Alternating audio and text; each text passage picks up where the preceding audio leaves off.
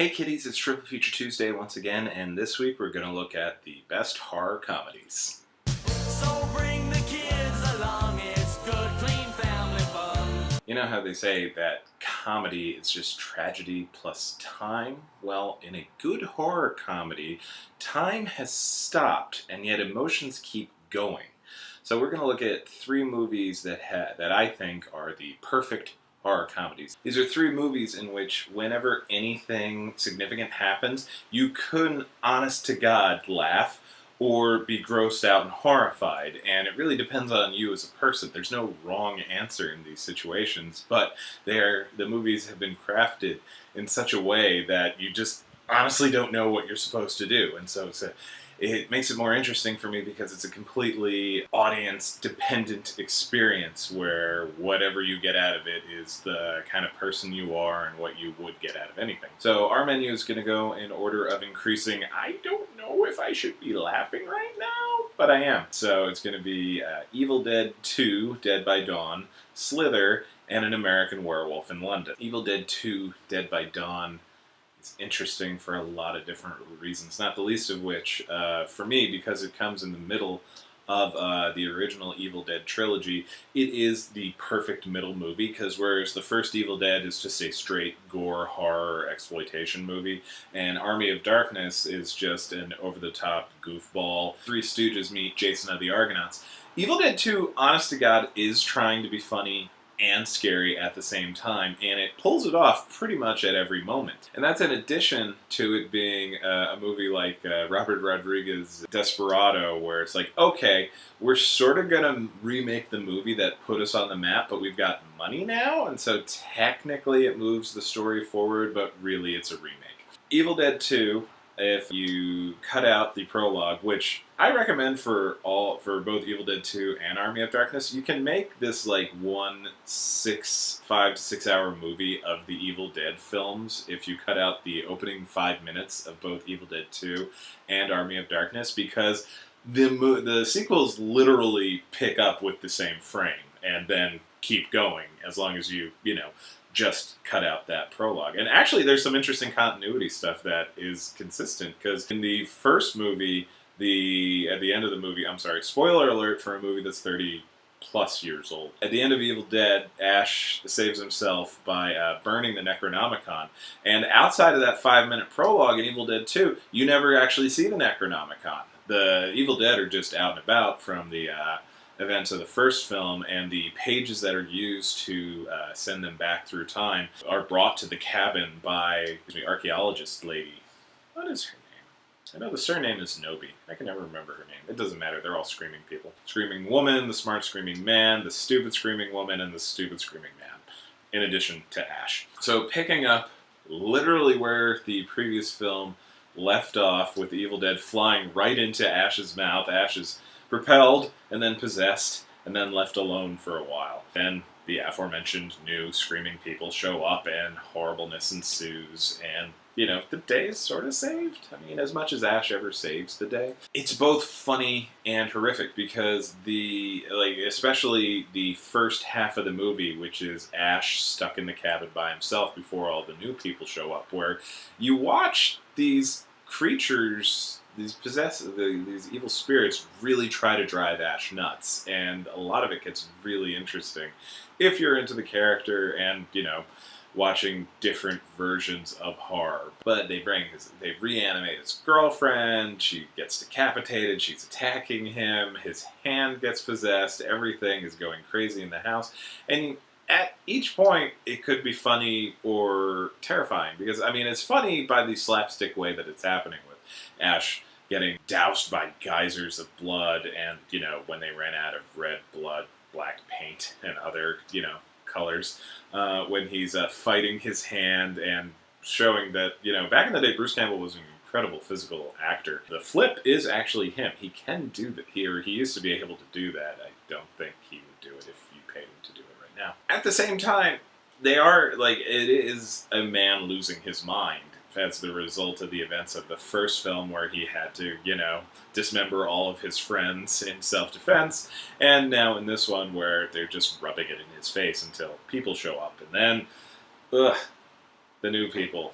They're really loud. They're really screamy. They're there to die. They die well, but man, and the screaming. But you got like Henrietta, the mother demon in the basement, which again is horrifying if you stop and think about, your loved ones coming back to life as these demons and trying to destroy you. At the same time, they have a lot of good tension moments with like Ash going into the basement to try to find the lost pages. When Ash gets possessed and it feels like all hope is lost and you don't know how they're going to survive anything. Like mixed in with that, you'll get stuff like an eyeball being smacked out of one demon's head and landing right into a woman's screaming mouth because, she's screaming. You want to catch flies? And so this one is just so precariously perched at that mid-ground between horror and comedy that it just makes it fascinating for me. I think it kind of spills a little over into more comedy than horror because like the horror elements end up being more just gross out gore stuff, so it's never really particularly scary, but it is gross and it is funny, so that's why we start with that one.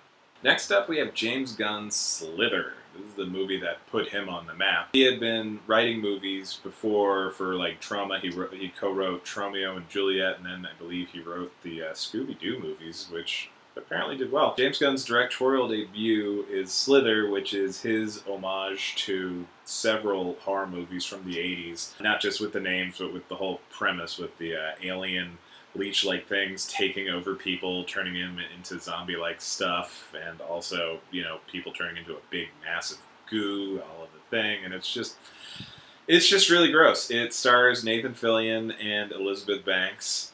Great performances by Michael Rooker and Greg Henry. The three men of that appear in just about every James Gunn film since then.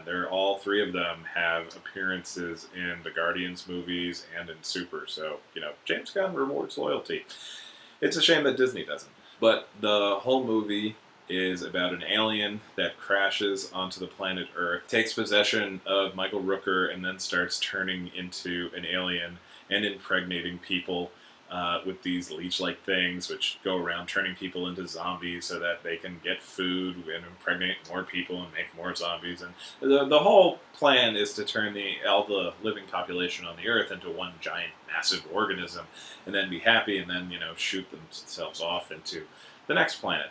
It is really gross. It is pretty damn horrifying. There are a lot of good tension moments. James Gunn has a very good sense of how to set up a scene, let the audience know how it's going to go wrong for the character, but like in a Hitchcockian way, not let the character know it's going to go wrong until the very last moment. And so you get some good bathtub horror, barn horror, hideous rape metaphors a la Alien, but at the same time it's very, very funny. Everybody has a very quick wit. Like, think of all the jokes in Guardians of the Galaxy. It's that kind of stuff set in a horror movie situation. You get moments that I love where you're just like, ah. My favorite one is when they find Brenda in the barn, and Brenda has been impregnated with all the lizard or the leech things, and she is a meat balloon that's probably 15 feet, if not 2 stories tall, and they wander into the barn and they see what has become of her, and she says pretty deadpan and honestly, I think something's wrong with me, and you're just like, you're trying to take in the horror of this moment, but at the same time, the way she says it is so goddamn funny that you're laughing as you're puking. And that kind of stuff continues, like when Nathan Fillion has the big confrontation with the monster at the end, and he's got the grenade, the thing that they've been building up through the whole movie. Not only does it get knocked out of his hand so he can't even hurl it at the monster, but it falls into a pool and barely makes a puddle when it explodes, and you're just like, that's really funny. At the same time, wow, everybody's gonna die now because nothing is theirs. That was our last big hope, and everything is terrible. And oh my god. This one is a lot more in the vein of Evil Dead 2, where it's probably a bit more gross than scary, but I will argue that there's a lot more tension created. Like, there's a great sequence where the teenage girl Kylie stuck in a car surrounded by her possessed family that's trying to get in. And again, we take it for granted at this point, loved ones becoming monsters in movies, but the idea is really disturbing and terrible when you think about it and actually let yourself be scared by it. And that kind of stuff, that is basically what's happening through the whole thing. Elizabeth Banks's character, Starla, her husband, Mike, is played by Michael Rooker, and he slowly reveals that he's not the person that she loves anymore. And the movie just becomes great metaphors for bad marriages and friendships going sour, and all the while, leech aliens turning people into zombies and really, really gross out stuff that I still kind of find funny, because Elizabeth Banks and Nathan Fillion can make anything funny if they want to. Finally, we have An American Werewolf in London by John Landis, and it's one of the funnier things, because John Landis is considered one of the masters of horror. There was a TV show, an anthology TV show on Showtime and then NBC, where they got all the classic 80s and 90s horror guys just doing these 1-hour horror episodes. And the name came from a dinner where basically all of them were just hanging out and having a big dinner with Guillermo del Toro, and somebody came up and wanted their picture with them because, it's John Landis, John Carpenter, Larry Cohen, Tobe Hooper, all of those guys. Guillermo, being the delightful human being that he is like, yes, come take a picture with the masters of horror. The weird thing about John Landis being one of the masters of horror is he's made, 1 and 2 halves horror movies. His section of The Twilight Zone, Thriller Video, and An American Werewolf in London. And other than that, it's all just comedies. But here's the thing. An American Werewolf in London is such a perfect horror movie that, he never needed to make another one. And he would still be considered one of the best horror directors ever. And it's interesting to think about, again, the relationship between horror and comedy, how, if you tweak, you're playing with the audience's expectations, and if you go in one direction versus the other, you get a horror or you get a comedy. And so when you get, a lot of the times, you just get a person that's just doing horror, but you don't see them doing a lot of comedy. But this is an example of what would happen if you let a comedy guy mess around with a horror movie, and the results are quite terrifying. I showed this movie to a bunch of friends a few years ago. The sequence where David and Jack are lost in the moors in the dark is genuinely terrifying. It's all just dark and noises, and these two guys getting increasingly panicked because there is a monster out there to get them. The plot of the film, again, spoilers for a movie that's over 30 years old. Jack and David are 2 Americans that have gone on a walkabout trip in the British Isles. They have ended up in Scotland, and they run afoul of the locals and get kicked out of the local watering hole, the Slaughtered Lamb. They're, of course, attacked by a werewolf. Jack is lucky and dies from the attack. David is less lucky and survives, but is now cursed with being a werewolf. You watch the story unfold where he actually has to accept the fact that he is a werewolf and then decide what to do about it. And let's just say it ends tragically for everybody. You've got these great moments of simultaneous horror, terror, and comedy. Predominantly with Jack, because he returns as one of the undead to warn David that, dude, you're a werewolf, you're gonna kill people, and it's gonna be bad, so, you should just kill yourself right now. For everybody's sake. It's one of those, maybe it's happening, maybe David's crazy. David could be crazy throughout this whole thing and has some very specific form of post-traumatic stress from the attack that injured him and killed his friend. You never really know.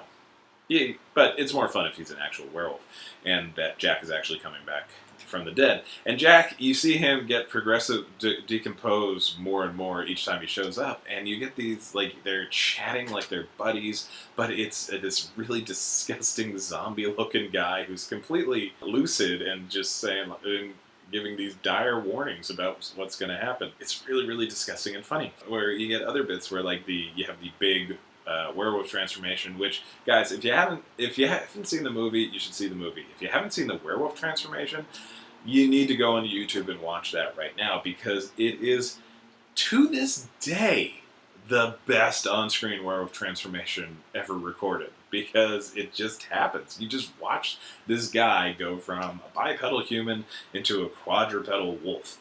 And it all looks real, and it all looks terrifying, and it all looks painful. And in the middle of everything, there's a close-up of Mickey Mouse. And that's one of those perfect moments where you're just like, oh, should I be laughing? Is this funny? Is this horrifying? I don't know. And in addition to the sequence at night on the moors, you get a great sense of tension building up on the day of the full moon, where you just follow David kind of wandering around his girlfriend's apartment, trying to find something to take his mind off it, because like he doesn't believe he's a werewolf, but maybe he is, and he doesn't know, and then he turns into a werewolf. And John Landis does a lot of Jaws-esque stuff where you barely ever see the monster. You see like the monster's eye view stalking people, and the sequence in the London Tube is just horrifying, but at the same time sort of ridiculous, with a werewolf running around London. Just the ridiculous of it is underscored by really serious moments where there's the first werewolf attack, and David believes he's responsible, and he knows that he's got, Jack was right, and he's got to do something about it. And so he calls his family, only gets in touch with his little sister, and is basically saying goodbye because he's gonna kill himself.